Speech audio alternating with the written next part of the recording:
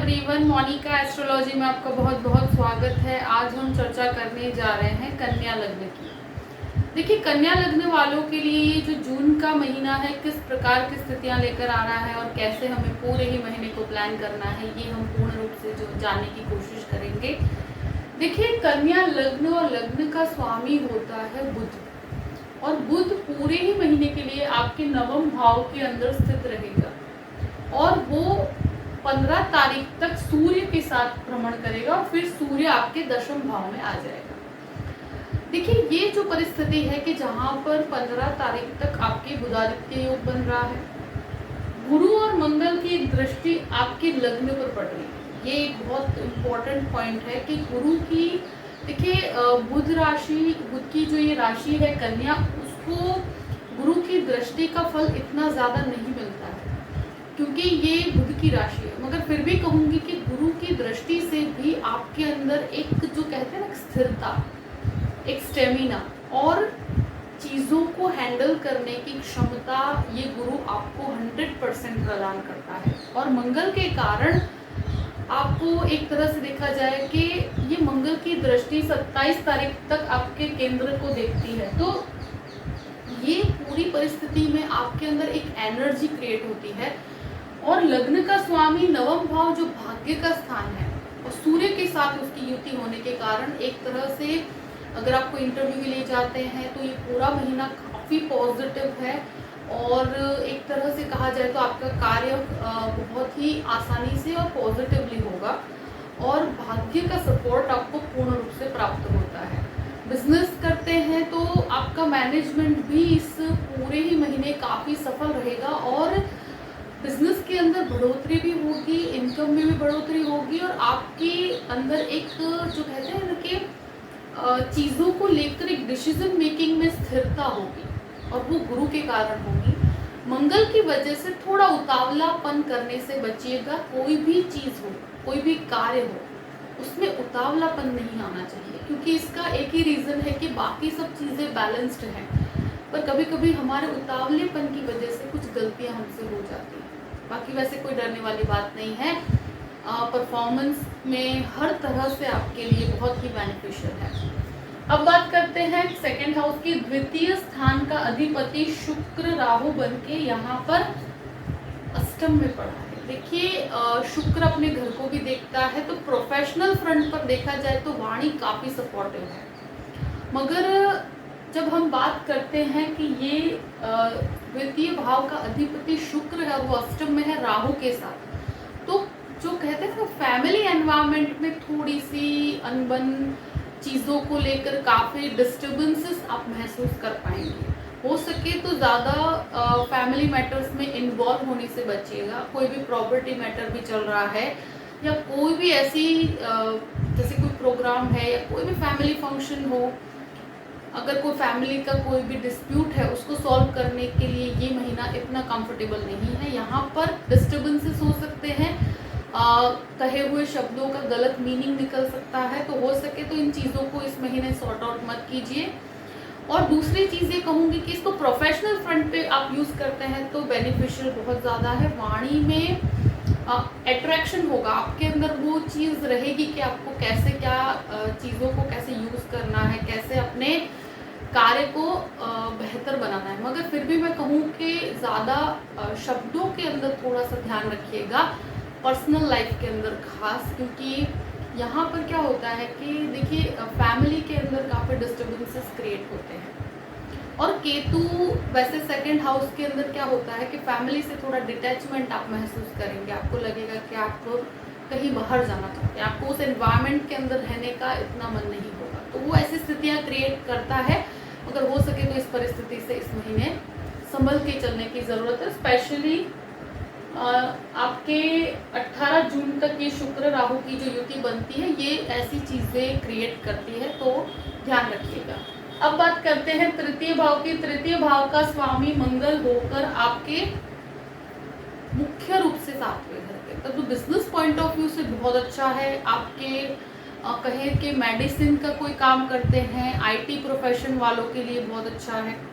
Teaching sector वालों के लिए भी बहुत अच्छा है, क्योंकि ये इनिशिएटिव लेते हैं, आप कोई नया कार्य शुरू करते हैं तो आपको करना चाहिए। कोई जॉब है उसके अंदर आप कोई परिवर्तन करना चाहते हैं तो भी पूरा महीना आपके लिए बहुत सपोर्टिव है। भाई बहनों के साथ कुछ संबंध जो खराब है उनको सॉर्ट आउट करने की कोशिश करेंगे तो ये महीना पूर्ण रूप से सपोर्टिव है। चीज़ें आप समझा भी पाएंगे और समझ भी पाएंगे, मगर इतना ज़रूर है कि अगर ये जो कहते हैं कि आपके जो भाई बहन हैं उनके साथ के जो रिलेशंस हैं उसमें पहले जो डिस्प्यूट्स है उसमें पहले से काफ़ी बेहतरी है, ये कहूँगी मैं। कोई इनिशिएटिव लेना है नया ले सकते हैं, कोई नई जॉब के लिए कोशिश करते हैं उसमें काफ़ी पॉजिटिविटी है और आपका कार्य मुझे बहुत अच्छे से संपन्न होता हुआ नजर आता है। देखिए, अगर आपकी खुद की अंतर्दशा दशाएं सपोर्ट करेगी तो चीज़ें बहुत ही अच्छे से कार्य करती हैं, क्योंकि हमारा पर्सनल चार्ट भी बहुत इम्पोर्टेंट होता है। मगर फिर भी अगर मोटे रूप से देखा जाए तो ये पूरा महीना आपके लिए कोई भी इनिशिएटिव या कोई भी नया कार्य शुरू करने के लिए काफ़ी पॉजिटिव है। अब बात करते हैं आपके चतुर्थ भाव की। देखिए, चतुर्थ भाव का स्वामी खुद गुरु और मंगल दोनों एक साथ है।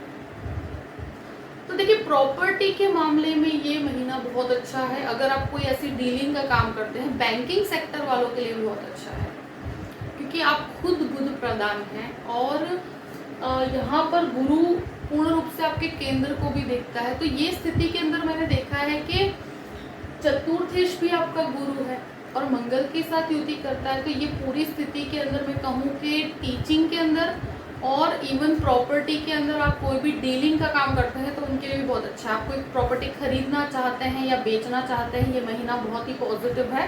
मंगल के साथ ये युति करने के कारण आप डिसीजन तक पहुंच पाएंगे और काफ़ी बेनिफिशियल रहेगा ये डिसीजन आपके लिए। अगर कोई इस तरह की परिस्थितियां हैं तो वहाँ पर भी काफ़ी सुधार है। और देखिए, माता के स्वास्थ्य को लेकर भी ज़्यादा कुछ बहुत बड़ी कोई चिंता की बात नहीं है। और कोई भी ऐसा मैटर था जो अगर माता के साथ आपके कोई भी संबंधों में खटास थी तो अब धीरे धीरे उसमें भी काफ़ी बेनिफिट्स आपको मिलेंगे, परिस्थितियाँ बेहतर होगी। अब बात करते हैं आपके पंचम भाव की। देखिए, पंचम भाव का अधिपति खुद आपके छठे घर के अंदर 6th हाउस में है और देखिए 4 तारीख को शनि भी वक्रावस्था में आएगा। ये परिस्थिति के अंदर मैं यही कहूँगी कि कोई भी लव मैटर चल रहा है तो उसमें थोड़ा संभल के रहने की बहुत ज़रूरत है, क्योंकि ये जो आपका पंचम भाव का अधिपति शनि है और वो खुद आपके 6th हाउस के अंदर, तो वहाँ पर क्लैशेस हो सकते हैं। स्टूडेंट्स के लिए मैं कहूँगी कि जैसे आप कोई भी लॉ का एजुकेशन लेते हैं, कोई IT सेक्टर के अंदर है, ऐसा कोई भी एजुकेशन जो टेक्निकल फील्ड के लिए है, तो उनके लिए बहुत अच्छी परिस्थिति है। पर एक मैं ज़रूर कहूँगी कि यहाँ पर क्या होता है कि जब वक्रावस्था में आता है उस वजह से कहीं ना कहीं आपको कन्फ्यूजन्स क्रिएट होंगे कि आपको कौन से एरिया में आगे बढ़ना चाहिए। दूसरा, स्टॉक मार्केट के अंदर भी बहुत संभल के रहने की ज़रूरत है। देखिए, आपको महसूस ज़रूर होगा क्योंकि शुक्र, राहु और अष्टम भाव का अधिपति भी इम्पोर्टेंट होता है जो काफ़ी अच्छी पोजीशन में है, मगर फिर भी ये जो वक्रावस्था का शनि है यहाँ पर थोड़े से स्टॉक मार्केट में संभल के रहना, बहुत बड़े इन्वेस्टमेंट करने से पहले थोड़ी सी एडवाइस लेकर कार्य कीजिए, क्योंकि यहाँ पर नुकसान होने की संभावनाएं बढ़ जाती है।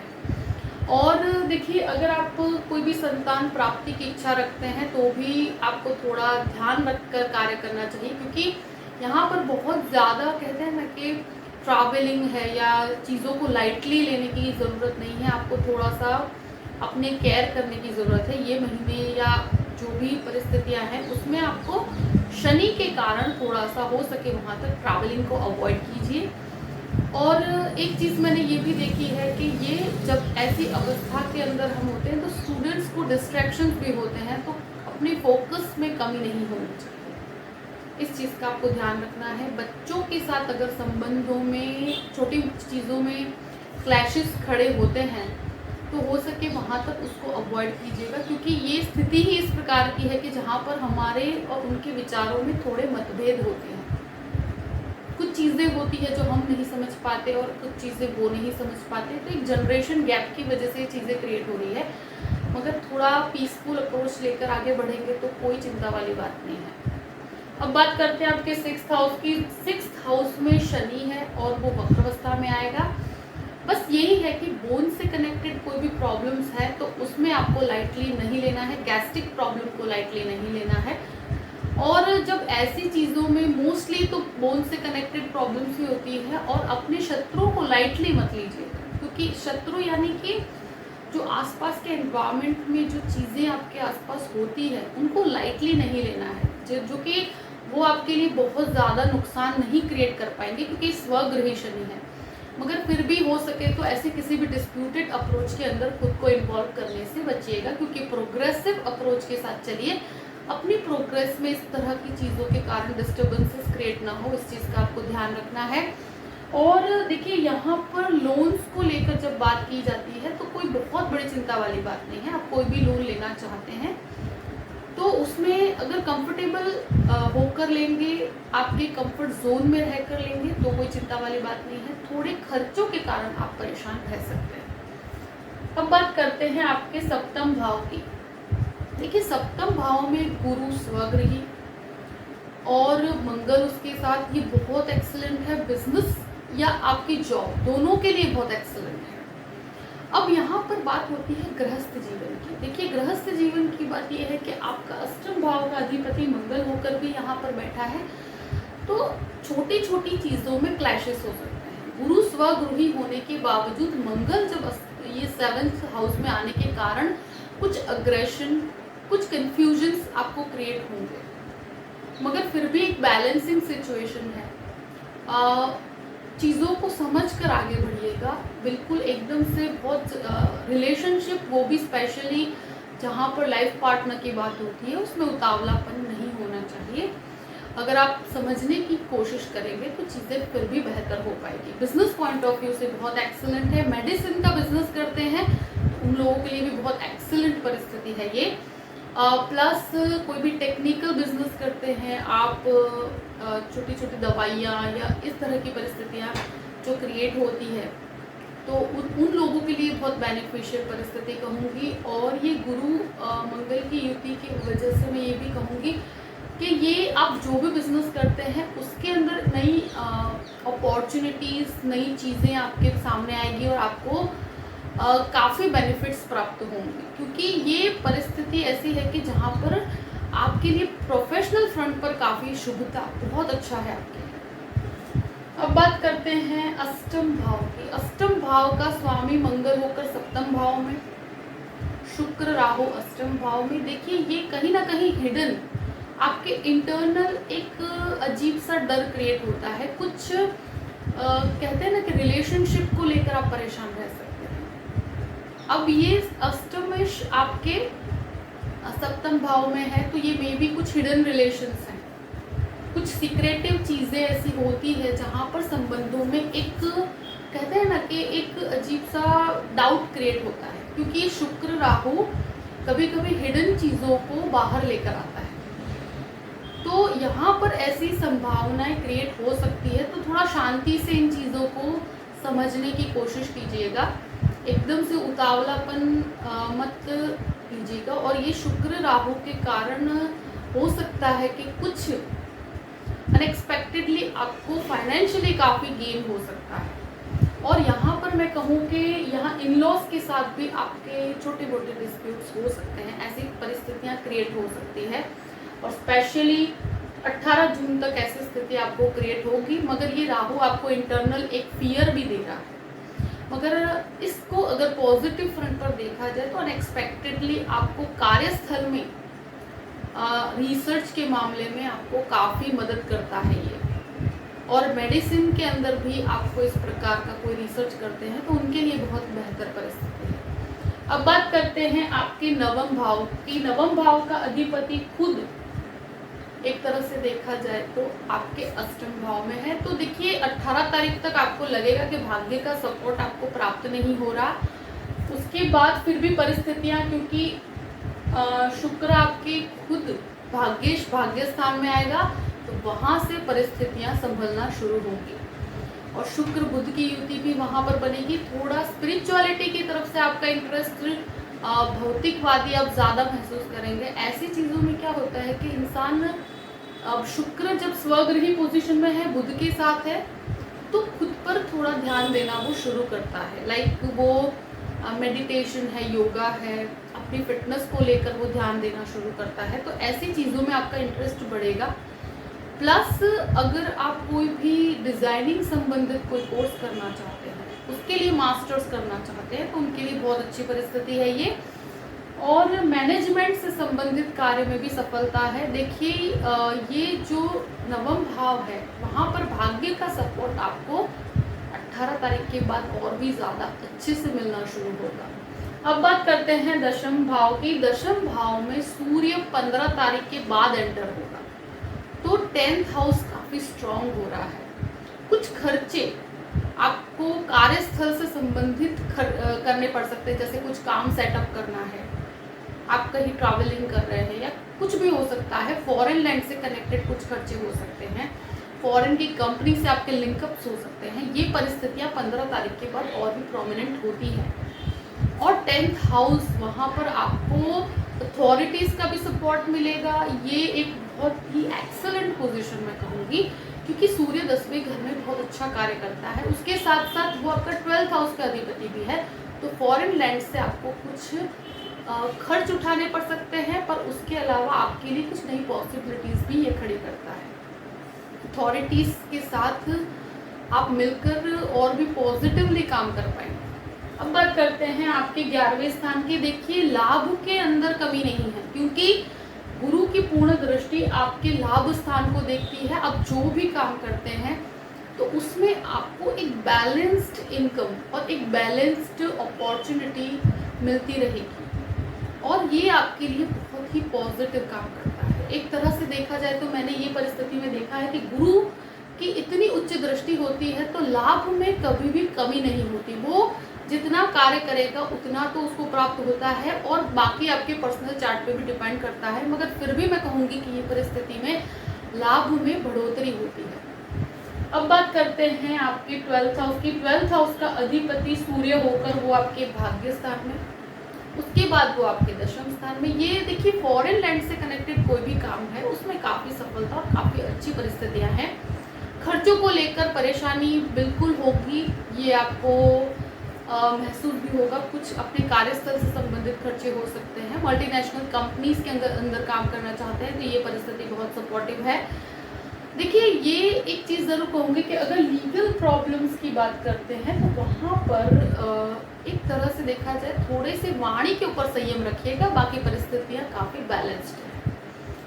और एक्सपेंसेस पे कंट्रोल रखने की कोशिश कीजिए, अपनी चीज़ों को प्लान करके चलिए, तो कोई चिंता वाली बात नहीं है। परिस्थितियाँ आपके सपोर्ट में आना शुरू होंगी। देखिए कोई भी नई चीज़ करना चाहते हैं, कोई जॉब है, इंटरव्यू है, हर चीज़ के लिए महीना काफ़ी सपोर्टिव है।